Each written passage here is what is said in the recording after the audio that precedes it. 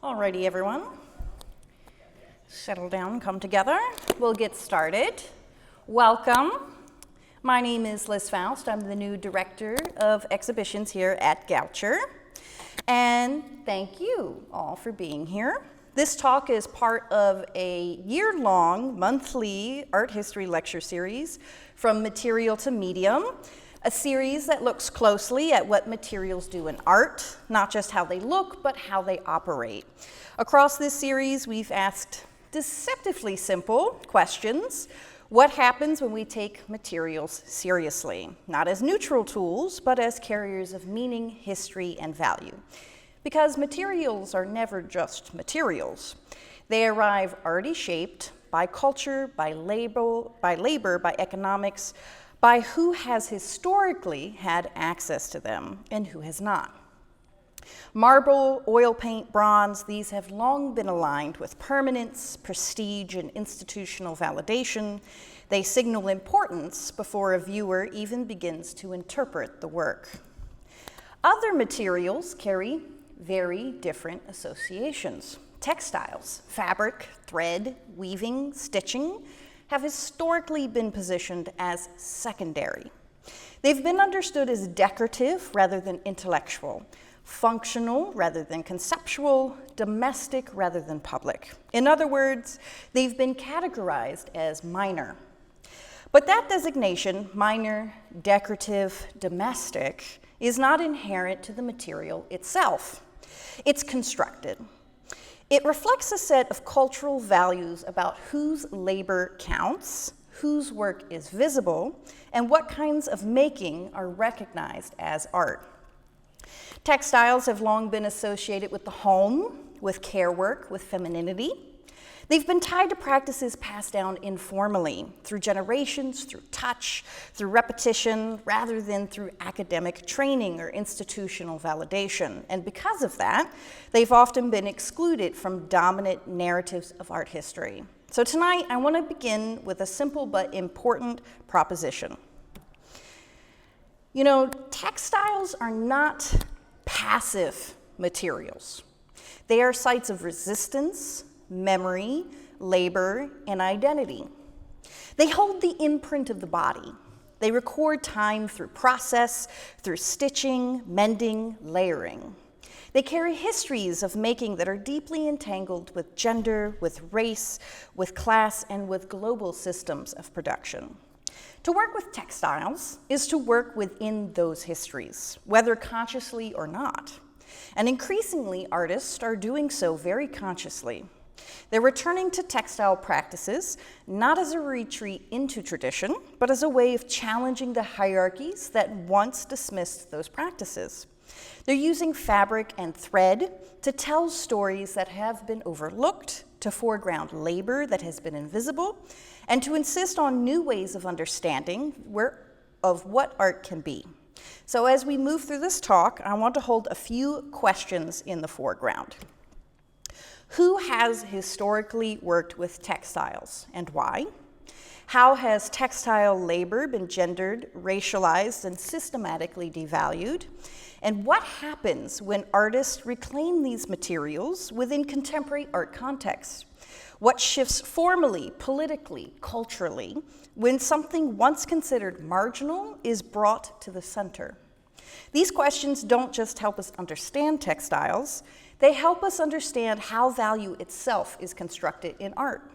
And they open up a larger conversation about what it means to move from material to medium. If we're going to understand how textiles function as sites of resistance today, we first need to sit with the conditions that made that resistance necessary. Textiles did not simply become marginalized by accident. Their position within art history and within culture more broadly was shaped through the long process of classification, one that separates forms of making along lines of gender, labor, and value. For centuries, textile production has been closely tied to the domestic space. Sewing, weaving, embroidery, these were not framed as artistic practices, but as expected skills.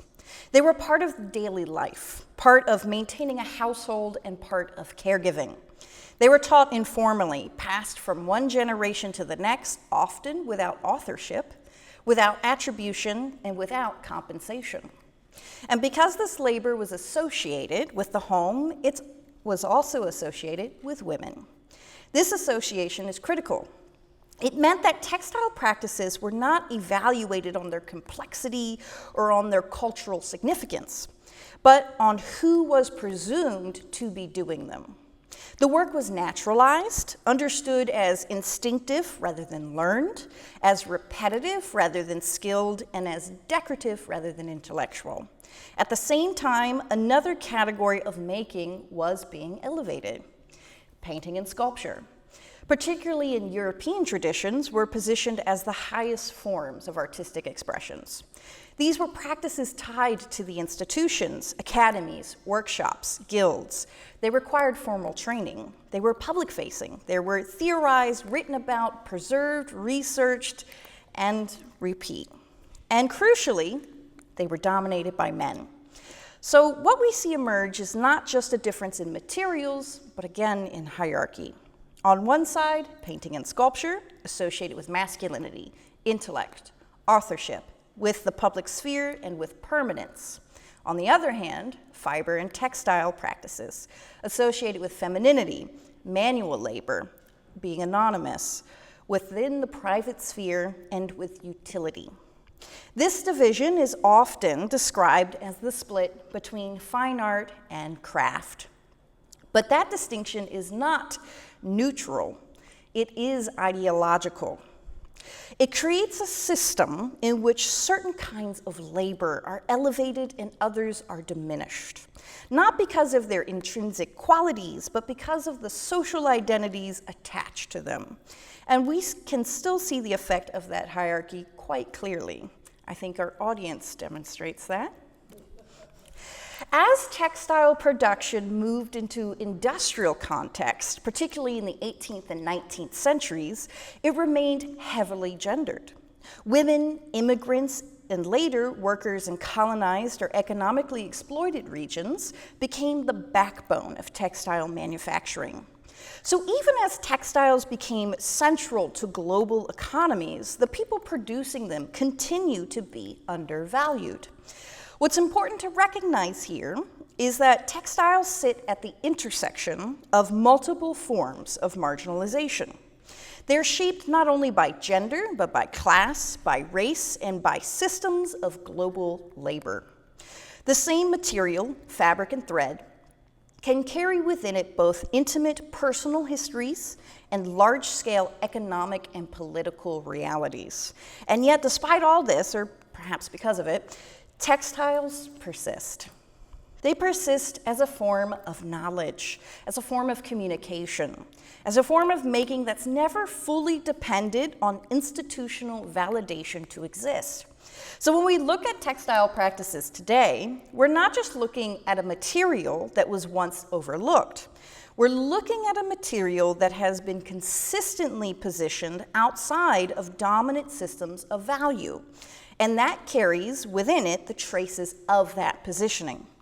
Understanding this history is essential because it allows us to see that when contemporary artists work with textiles, they're not simply choosing a medium for its aesthetic qualities. They're engaging in a set of cultural meanings that have been built over time. They're working against a hierarchy that once defined their material as secondary. And in doing so, they begin to unsettle the very structures that produce that hierarchy in the first place. If we shift our focus from the domestic interior to the factory floor, the story of textiles does not become less gendered or less unequal. It becomes more visible and more intensified. With the rise of industrialization, again, in the 18th and 19th century, textile production moved out of the home and into mechanical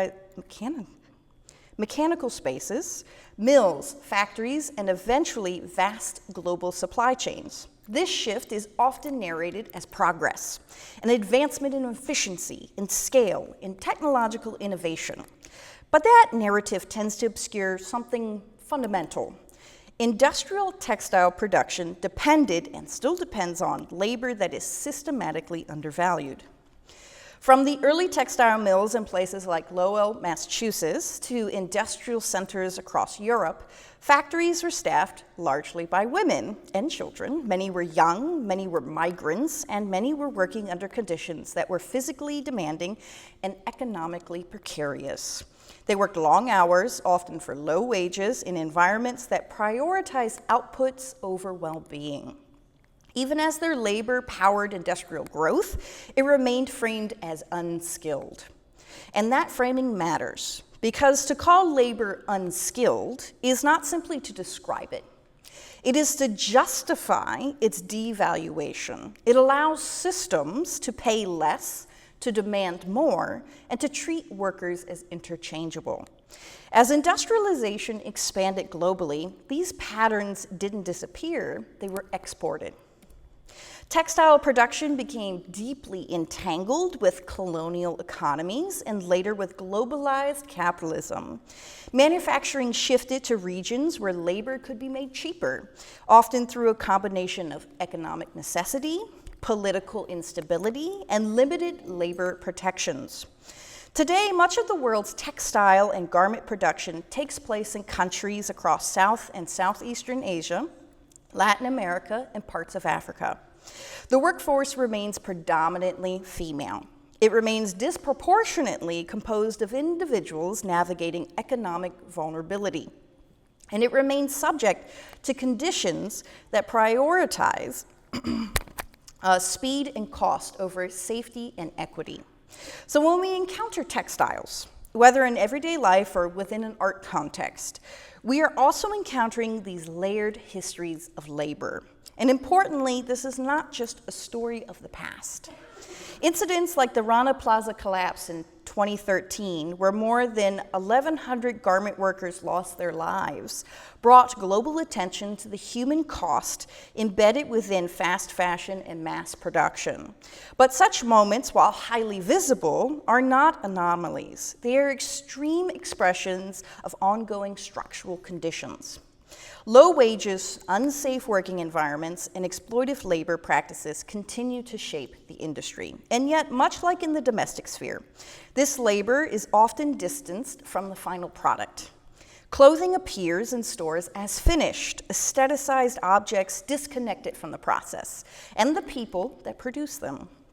This distancing is part of how the system sustains itself, because the less visible the labor, the easier it is to overlook its conditions.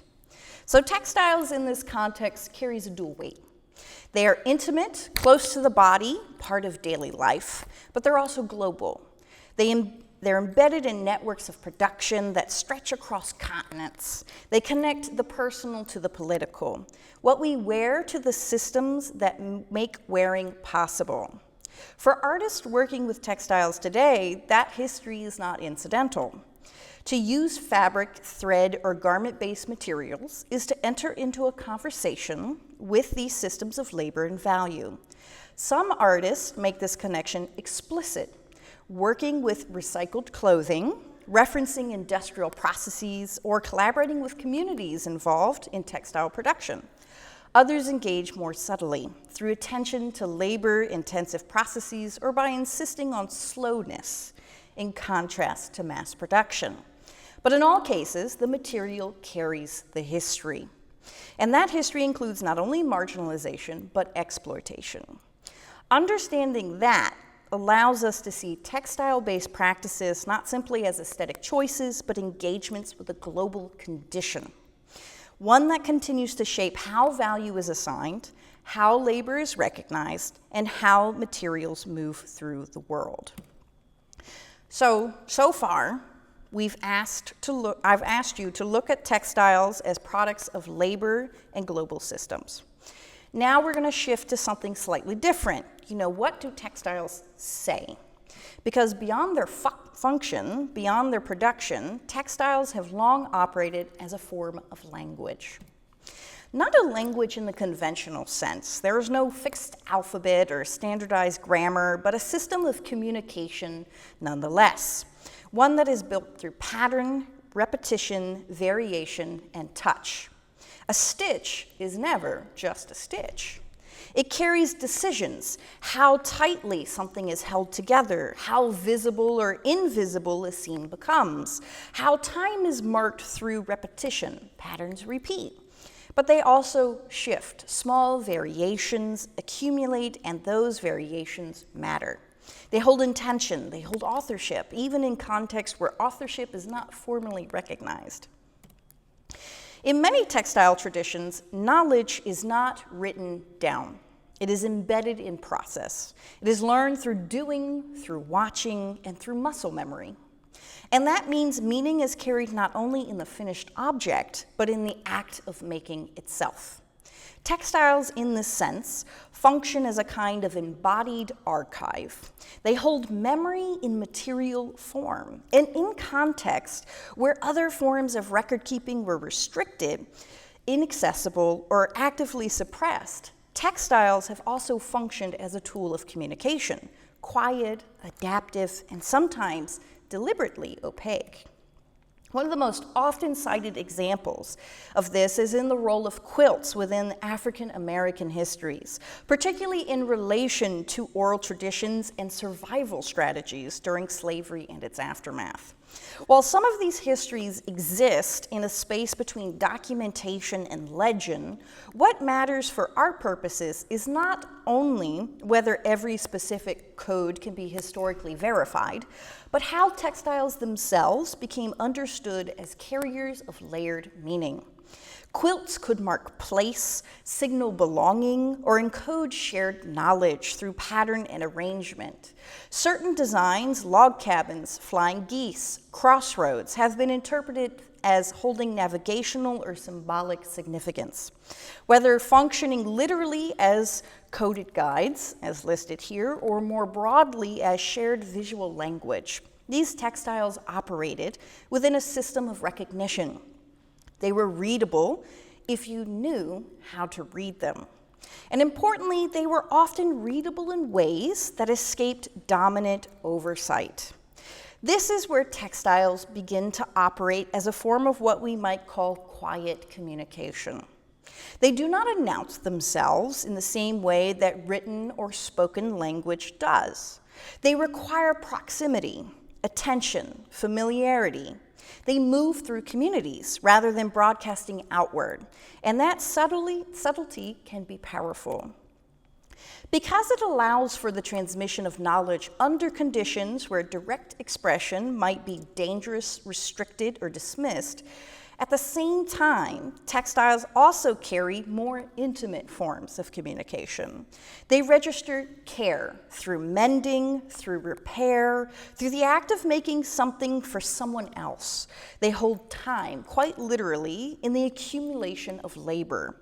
A quilt, an embroidered cloth, a woven textile, these objects often represent hours, days, sometimes months of sustained attention. That time becomes part of the meaning. You can feel it even if you can't immediately name it. So when you look at textiles, we're not only looking at its surface, we're looking at systems of knowledge that are often non-linear, non-verbal, and deeply tied to the body. Systems that privilege touch, repetition, and relational understanding over singular authorship or fixed interpretation. And this does challenge some of the dominant frameworks we use to interpret art. Because if we expect meaning to be explicit, to be written, to be immediately legible, we risk missing what textiles are doing.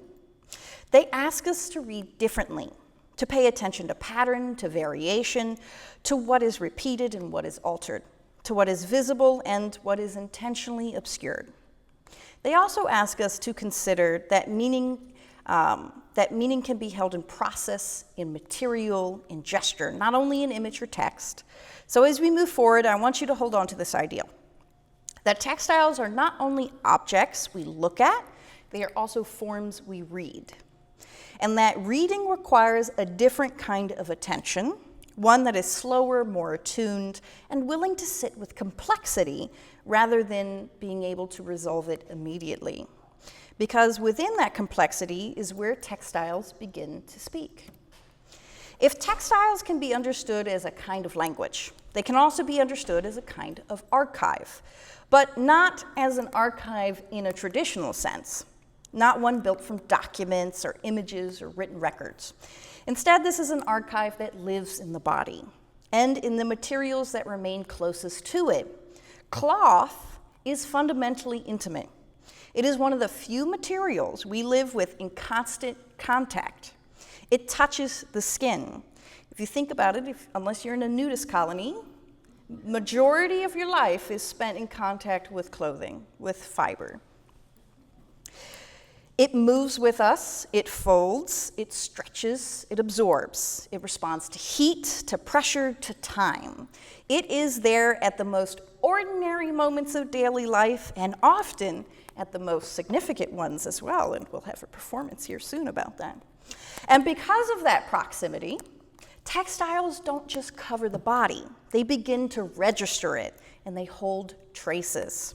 A worn cuff, a stretched seam, a faded patch of fabric, these are not just signs of use, they are records of movement, of habit, of repetition. They tell us where a body has bent, where it has reached, where it has returned to again and again. In this way, textiles become a kind of embodied record. They document not through representation, but through accumulation. Time literally settles into them. And this accumulation is not always dramatic. Often it's subtle, gradual, almost imperceivable until you begin to look closely or you realize you have a hole in your jeans.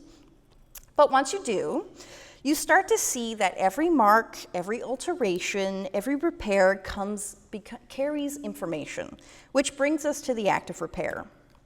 To mend something is to acknowledge its history. It is to refuse disposal, to resist the ideal that value is tied only to newness or perfection. A patch, a stitch, a reinforcement, these gestures are both practical and expressive. They extend the life of an object, but they also mark it. They make its history visible. In some traditions, repair is intentionally highlighted, like kintsugi in Japan, rather than concealed. The mended area becomes part of the object's identity, not something to be hidden, but something to be integrated. And even when repair is meant to be invisible, it still carries meaning, because it tells us that something was cared for, that someone took the time to continue its life.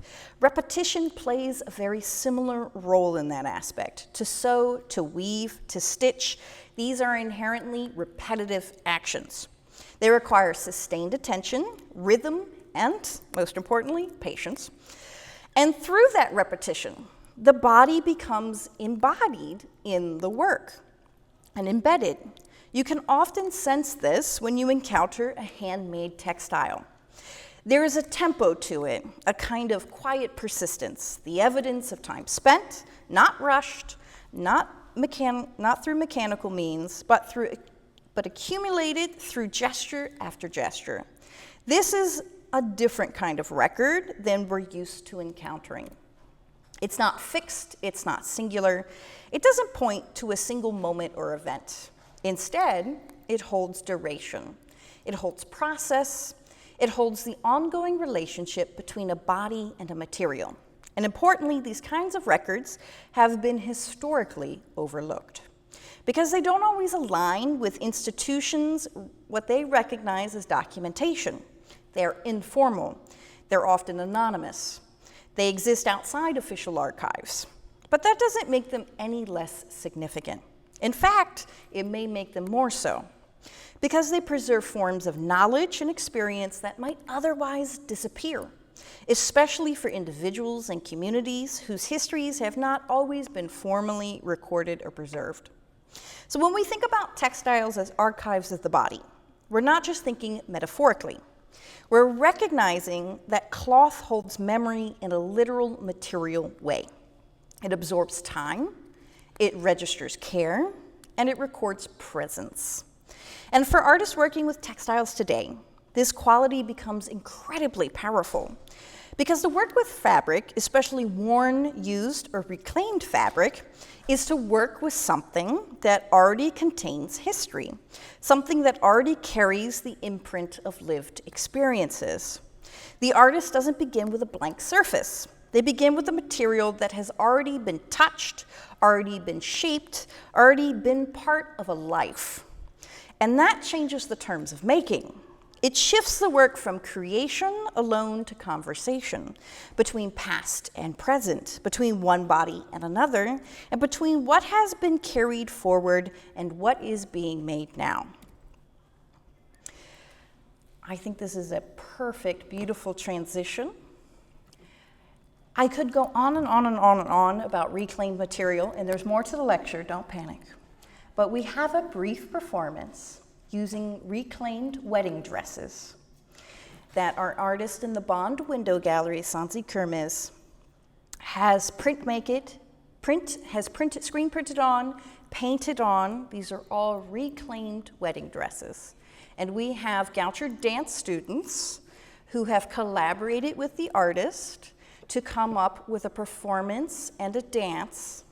So just know, we shall begin with a 20-minute performance. So I'm going to slide out of the way, and then we'll be back to talk about more histories. All right, so let's get back into softness as strategy. Now, if textiles carry intimacy, as we just saw, memory and the imprint of the body, they also carry something else that is often underestimated: softness. And softness in this context is not a limitation, it's a strategy. Because softness behaves differently than the materials that have been traditionally dominating art history. It doesn't assert itself through weight or monumentality, and it doesn't demand attention in the same immediate, authoritative way that stone or steel might. Instead, it invites. It draws you closer. It asks for a different type of engagement, one that is slower, more attentive, more willing to linger. It draws you closer, and that shift in engagement is where its power begins. Softness can disarm. It can lower defenses. It can create an entry point where something more confrontational might be rejected outright. A textile work might first register as familiar, as comforting, as even decorative, and then only gradually reveal the complexity or difficulty embedded within it. This is what we might think as subversion through subtlety. The work does not announce itself as oppositional. It doesn't necessarily declare its resistance in explicit terms. Instead, it operates through accumulation, through detail, through repetition, through the slow unfolding of meaning. And in doing so, it can reach places that more overt forms of protest sometimes cannot. The AIDS quilt is a perfect example. This is not to suggest that quiet forms of resistance are inherently more effective than direct ones. Rather, it's to recognize that they operate differently. Overt protest tends to be immediate. It names its stakes clearly. It often relies on visibility, on urgency, on collective recognition. Textile-based practices, particularly those grounded in softness, often move at another pace. They work through proximity rather than distance, through touch rather than spectacle, and through duration rather than immediacy. So while all of the quilt laid out is indeed a spectacle, just one of the quilts is just as impactful as all of them. They ask the viewer, us, to spend time, and in that time, something shifts. You begin to notice the labor involved, the repetition, the care. You begin to see what is being held, whether it's a personal history, a political condition, or a critique that is embedded rather than declared. There's also something important about how softness can be historically coded. Like textiles themselves, softness has been associated with femininity, with vulnerability, with passivity. It's been positioned as the opposite of strength. So when artists work deliberately with softness, when they scale it up, when they make it visible, when they insist on its presence, they're also challenging those associations. They're asking, what if softness is not the opposite of strength, but another form of it? What if vulnerability is not a weakness, but a condition that allows for connection, for care, for persistence? In this way, softness becomes more than an aesthetic quality. It becomes a conceptual and political tool. It allows artists to engage different subjects, violence, displacement, identity, labor, without reproducing the visual language of dominance that has often accompanied those subjects. It creates space for complexity, for contradiction, for experiences that are not easily reduced to a single declarative statement. And importantly, it resists the demand for immediacy. In a culture that prioritizes speed, clarity, and instant legibility, textile works grounded in softness insist on something else. They insist on time, on attention, and on a willingness to sit with what is not immediately resolved. That in of itself can be a form of resistance. So when we talk about textiles as sites of resistance, it's not only because of the histories they carry or the labor they reveal, it's also because of how they operate, quietly, persistently, often just below the threshold of what is immediately visible, but no less powerful for it. Up until this point, we've been tracing how textiles have been marginalized, how they've been positioned as secondary, as domestic, as outside the realm of what counts as serious art. But in the late 1960s and 1970s, that positioning begins to be challenged in a very direct and intentional way. This is the moment we often refer to as the feminist art movement. And one of its central interventions was to ask a question that feels simple, but is actually quite disruptive.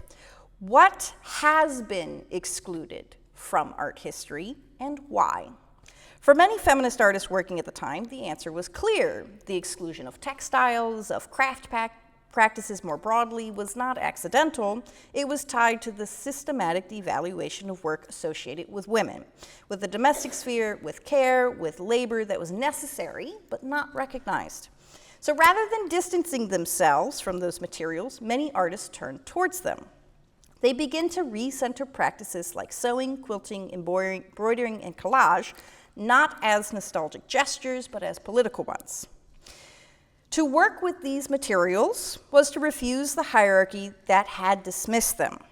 It was to say, this labor matters.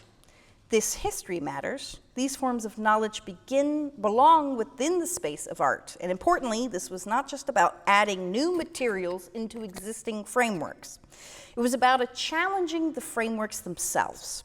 Museums, galleries, and art institutions had long upheld a very narrow definition of what art could be, what it should look like, what materials it should use, and who should be recognized as an artist.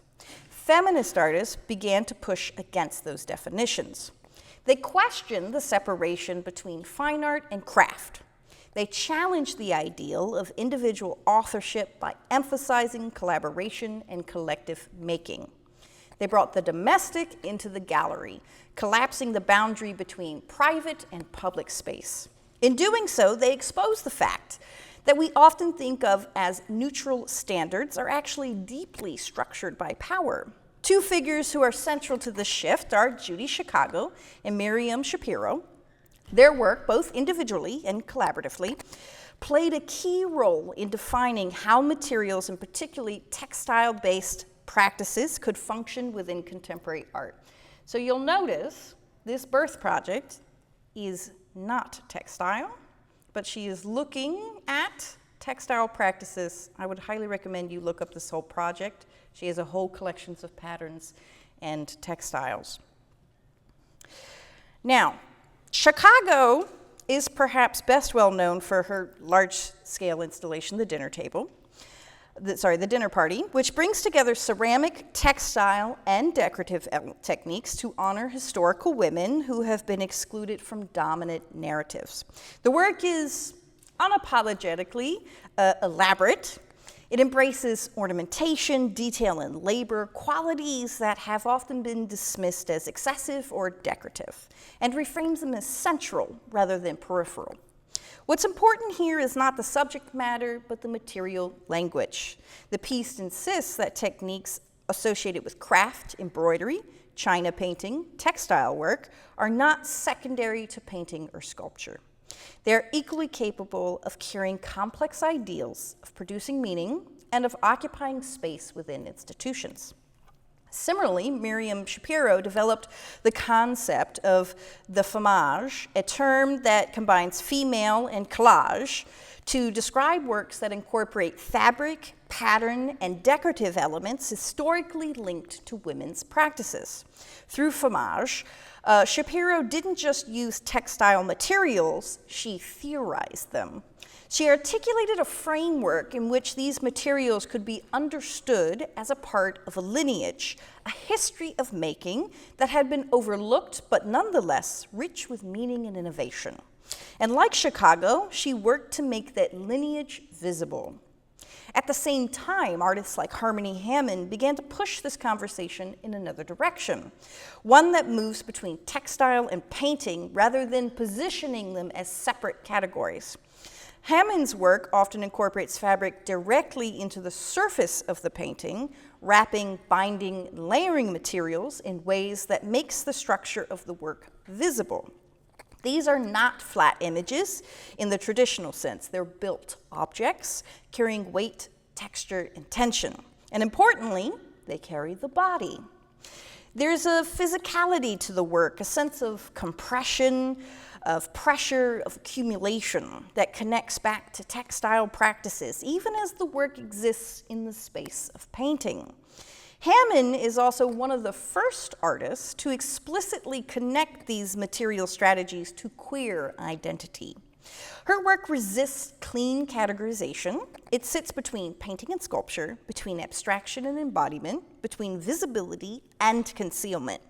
It is that refusal that is significant, because it extends the feminist project beyond inclusion, beyond simply adding new materials or subjects, and into a deeper questioning of how categories themselves are constructed. What connects these artists and many others working at the time is a refusal to separate material from politics. The choice to work with textiles is not neutral. It was deliberate. It was a way of engaging the way histories we've been discussing, histories of marginalization, invisibility, undervalued labor, and bringing them into view. It was also a way of expanding what art could hold, not just visually, but conceptually. Because once you begin to take these materials seriously, you also begin to take seriously the experiences, the forms of knowledge, and the histories attached to them. And that shift has had lasting effects.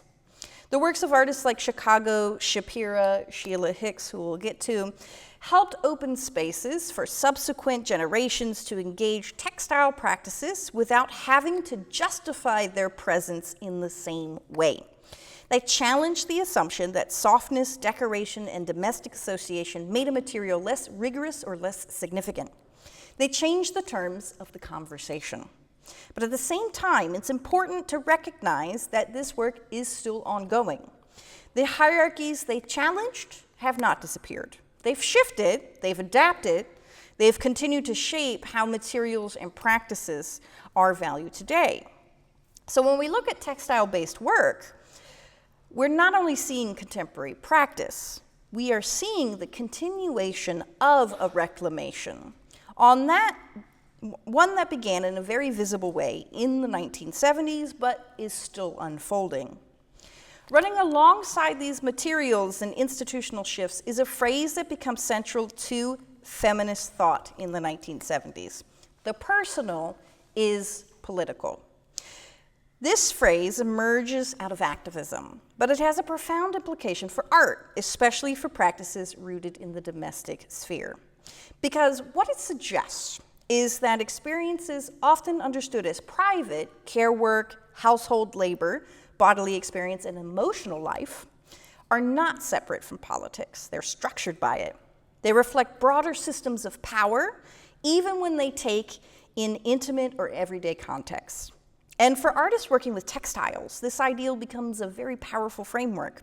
If textile practices have historically been tied to the home, to sewing, to mending, caregiving, and maintenance, then reframing those practices as art is not simply an aesthetic move, it is a political one. It asks us to reconsider what counts as labor, to recognize that the work of maintaining a household, of repairing clothing, of producing textiles, often without recognition or compensation, is not neutral. It's part of a larger system that has historically relied on the invisibility of that labor. So when artists bring these pictures into the gallery, they're not just elevating materials, they're making that labor visible. They're insisting that it be seen, considered, and valued. And in doing so, they shift the meaning of the work itself. A stitched surface is no longer just decorative. It becomes a record of time, of effort, of care. It becomes a way of marking presence, of saying this work was done and it matters. At the same time, textiles offers something else, a space of autonomy.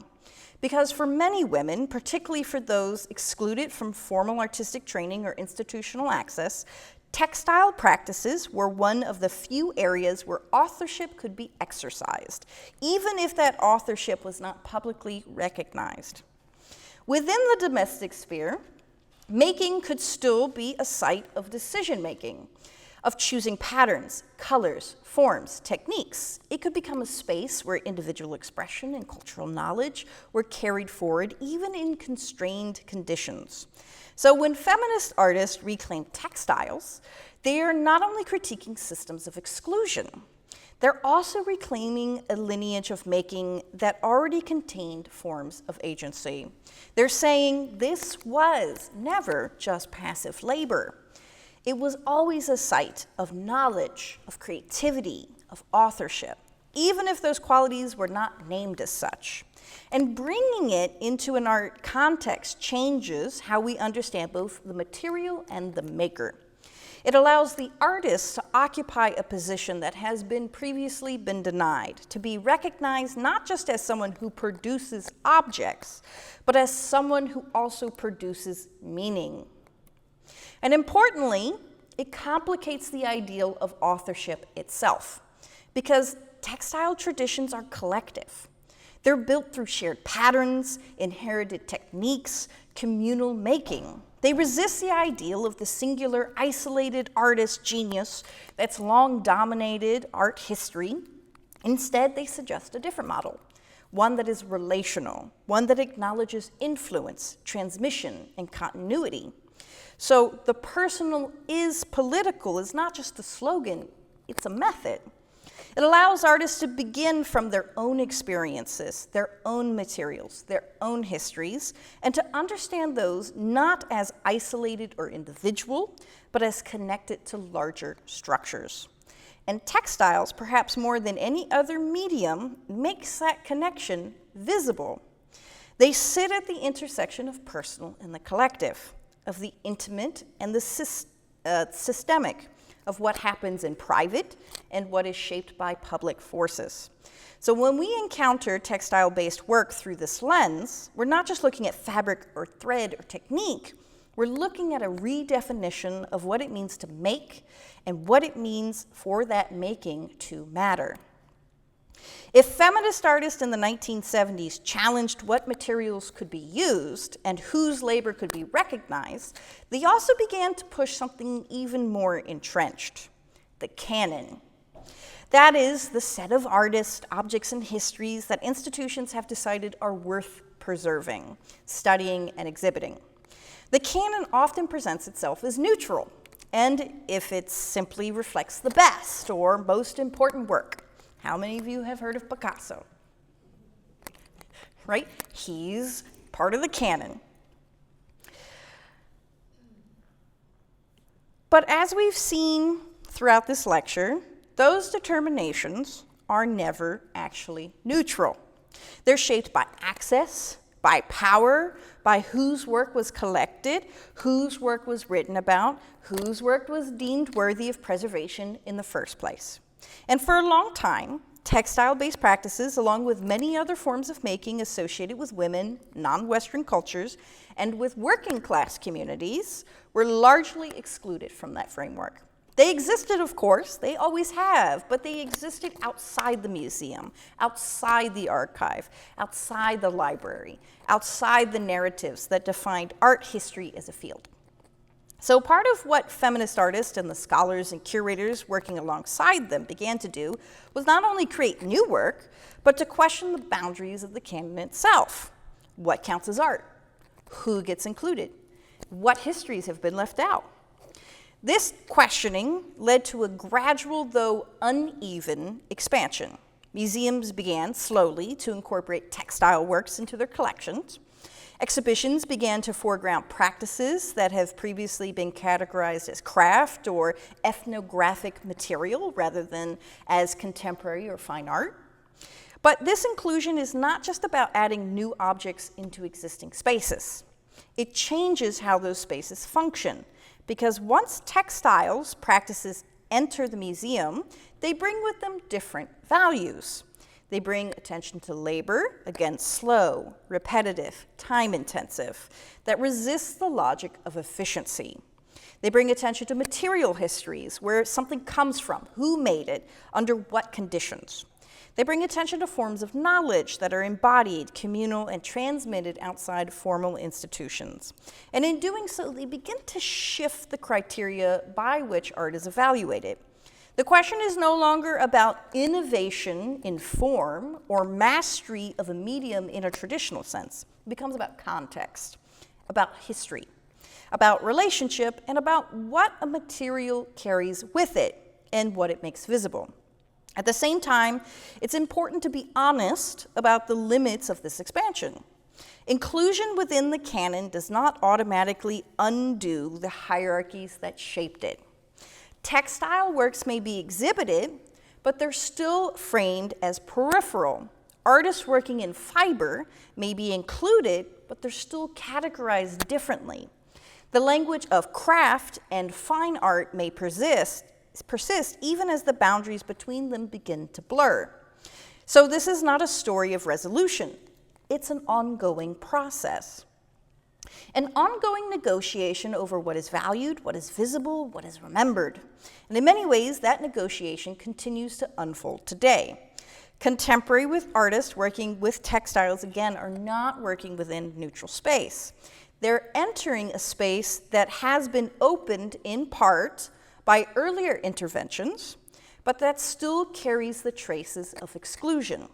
So when we think about expanding the canon, it's not only about adding more names or more objects, it's also about rethinking the structure itself, about asking whether the categories we've inherited, fine art, craft, decorative, functional, still serve us, or whether they limit our ability to fully understand what artists are doing.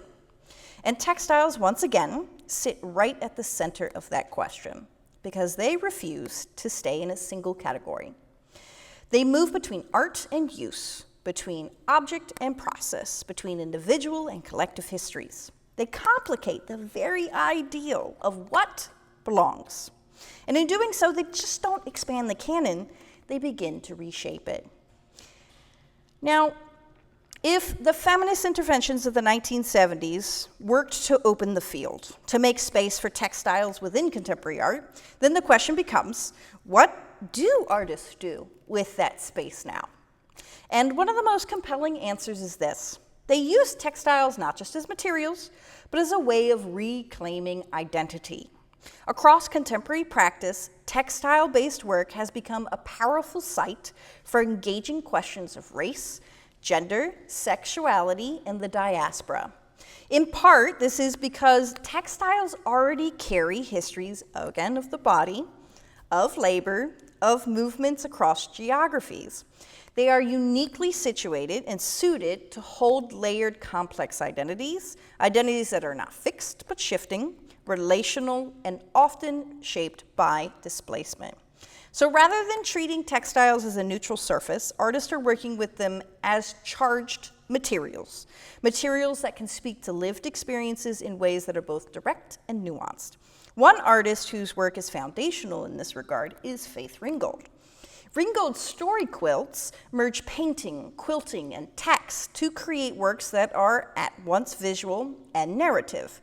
They draw on the tradition of quilting, particularly within African American communities, while also expanding it, incorporating written language, historical reference, and autobiographical elements. What's powerful about these works is how they operate on multiple levels at once.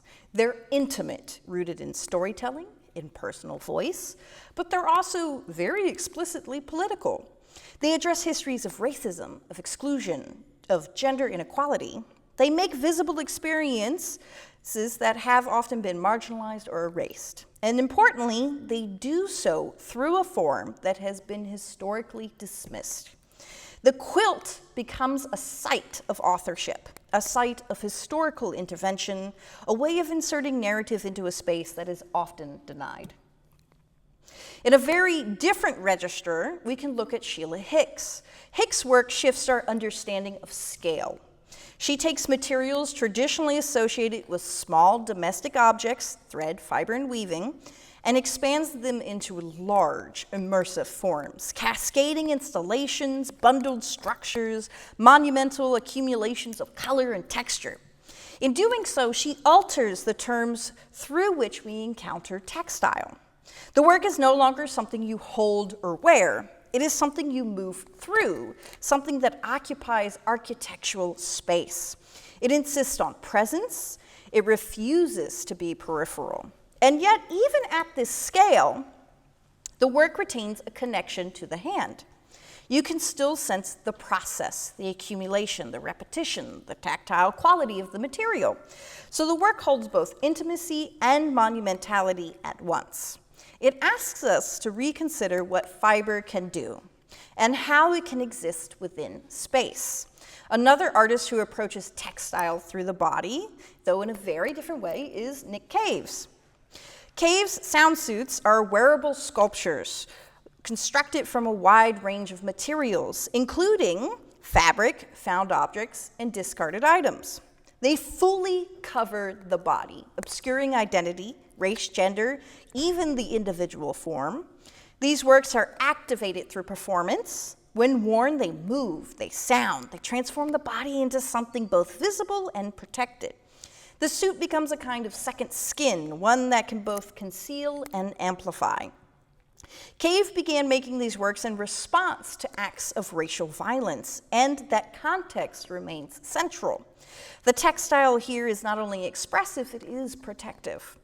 It creates a barrier. It disrupts immediate recognition. It offers a way of navigating visibility on one's own terms. At the same time, the works are visually exuberant, full of color, texture, movement. They draw the viewer in even as they complicate what is being seen. So again, we see this dynamic where textiles operate both aesthetically and politically, often at the same time. And then, in the work of Tschabalala Self, textiles become a way of constructing the body itself. Self's figures are assembled from painted canvas, printed fabric, and sewn elements. The body is not depicted through a single surface. It is built piece by piece through layered materials. The process is significant because it resists the ideal of the body as fixed or singular. Instead, the body becomes a composite, constructed, fragmented, reassembled. It reflects how identity itself is shaped through multiple influences: cultural, historical, visual. Her work engages with representations of the Black body, particularly Black female bodies, and the ways those bodies have been depicted, distorted, or controlled through visual culture. By using fabric, material that already carries the association with the body, she reclaims that representation. She builds figures that are assertive, present, and complex. And importantly, the seams remain visible. The construction is not hidden. which means the viewer is always aware that what they are seeing is made intentionally and deliberately. The body is not given. It is constructed, and that construction is part of the meaning. Across all of these practices, we can begin to see a pattern. Textiles are not being used simply because they're available or because they're visually interesting. They're being used because they carry histories, because they are tied to the body, because they have been marginalized, and therefore can be mobilized. They allow artists to engage identity not as something abstract, but as something material, something that can be touched, layered, repaired, concealed, and revealed. And in doing so, they transform textile from a medium, once dismissed as secondary, into one that is central to something of the most urgent conversations in contemporary art. Now, before we close, to extend this conversation beyond Western feminist frameworks, I do want to turn our attention to the work of Anatsui. At first, Anatsui's work looks like textile. Large, shimmering surfaces that drape across walls, folding, pulling, and cascading in ways that feel soft, almost fabric-like. They were called textiles, woven cloth, even ceremonial garments. But as you move closer, that perception begins to shift, because these works are not made of fabric. They're made of bottle caps, wrappers, bread twist ties. They're not neutral objects either. They carry histories, specifically histories tied to trade, consumption, and colonial exchange. Many of these materials come from liquor bottles, which have their own layered significance within Western African context, particularly in relation to colonial economies and systems of extraction. So each small piece carries a fragment of a larger story. And when they're assembled, linked together one by one, they form a surface that is both collective and cumulative. There's something important about that process. The work is built through repetition, through connection, through the linking of individual units into a larger whole. And that process echoes textile traditions, particularly weaving, while also transforming them. Because this is not thread, this is industrial debris. So the work sits at an intersection between textile and sculpture, between craft and industry, between local material and global circulation. At the same time, scale plays a crucial role. These works are often monumental. They occupy entire walls. They reshape architectural space, and yet, despite their size, they retain a sense of flexibility. Each installation is slightly different. The work's not fixed, it's reconfigured depending on where it's shown, and it responds to gravity, to the wall, and to the space itself. So even at this scale, it resists permanence. It remains adaptable because it mirrors the movement of materials themselves, how they travel, how they readjust, how they repurposed, how they take on new forms in different contexts. It also reflects a different understanding of authorship. Now, while Anatsui directs the work, its construction often involves teams of assistants. The process is collective, labor-intense, and iterative. So again, we see a challenge to the ideal of the single artist. The work is built through many hands, through shared labor, through accumulation over time, and then there's the visual impact. The surfaces are luminous. I think the closest one is at the Rubel Museum that you can see. I think it's still up in DC.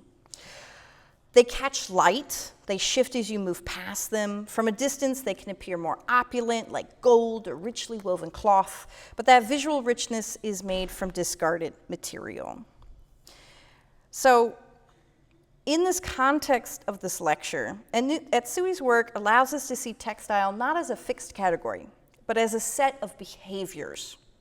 Draping, folding, connecting, accumulating, and those behaviors can be enacted through unexpected materials, which expands the definition of what textile can be. It also expands the conversation from gendered labor to global economies, from domestic space to transnational circulation, from fabric to material systems. And in doing so, it reinforces a central ideal we've been tracing throughout. These materials are never neutral. They carry histories, they carry movement, and when artists work with them, especially in ways that transform their original function, they make those histories visible. Just so you can get a sense of scale. This is the window outside. It is produced often through kinds of labor conditions we discussed earlier. It's distributed, purchased, worn, used, and eventually discarded. And that process is not neutral. It is shaped by global economies, by environmental impact, by unequal access to resources. The fashion industry in particular is one of the largest contributors to environmental degradation through water usage, chemical processing, and textile waste. Vast quantities of clothing are produced at low cost, worn briefly, and then discarded, often ending up in landfills or shipped to other parts of the world. So when artists choose to work with secondhand or reclaimed textiles, they are also engaging in that system. They're asking, what does it mean to make something new without extracting new resources? What does it mean to reuse, to repair, to reconfigure materials that have already been part of the cycle? And importantly, what does it mean to slow that cycle down? Because many of these practices, again, are intentionally slow. They require sorting, collecting, cleaning, cutting, stitching, processes that resist the speed of mass production. They foreground labor in a way that makes it visible again, and that visibility matters. It reintroduces a sense of scale, of how much time, how much effort, and how much material is actually involved in making.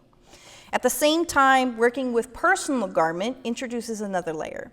Clothing, again, is deeply tied to identity. It holds the shape of the body, it holds us. The memory of our movement, the memory of our lives, of our moments, the associations with particular points in time for us. To incorporate a personal garment into an artwork is to bring that intimacy into the piece. It collapses the distance between art object and lived experience. And in some cases, artists work with garments that carry collective meanings, like wedding dresses. These materials bring with them not only individual histories, but shared ones. So the work becomes a site where multiple narratives intersect, personal, cultural, economic, environmental, all held within the material itself. Questions?